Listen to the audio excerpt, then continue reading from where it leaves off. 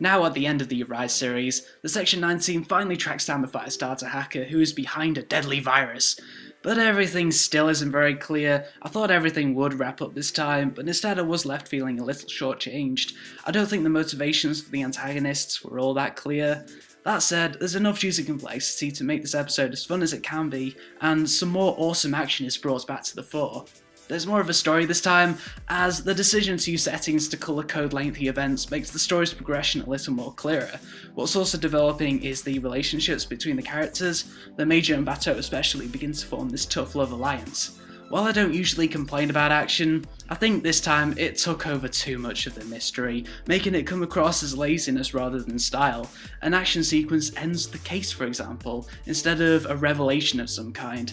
Now don't get me wrong, this episode isn't bad, but it's definitely the weakest. I think that if it concerned itself more with providing answers as to why everything has been happening, then I would have left more satisfied. Overall, Ghost in the Shell Rise has been an antidote to the simplicity of the Hollywood movies I've been seeing so much of lately. I recently watched Avengers 2, and it had the brain of a stump. It's nice that I get to see a series that's not afraid of complexity, that's not afraid of confusion, and I don't mind that each episode has next to nothing in terms of story.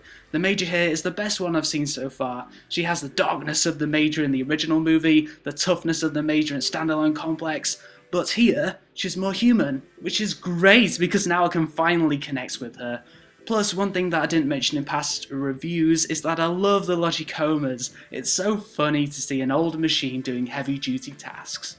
If I had to recommend which episode to watch, and conveniently they all have standalone stories, I would recommend episode 2 as that one is the most cinematic. Arise is a beautiful and fresh take on the Ghost in the Shell franchise, and I look forward to the new movie apparently being released later in 2015.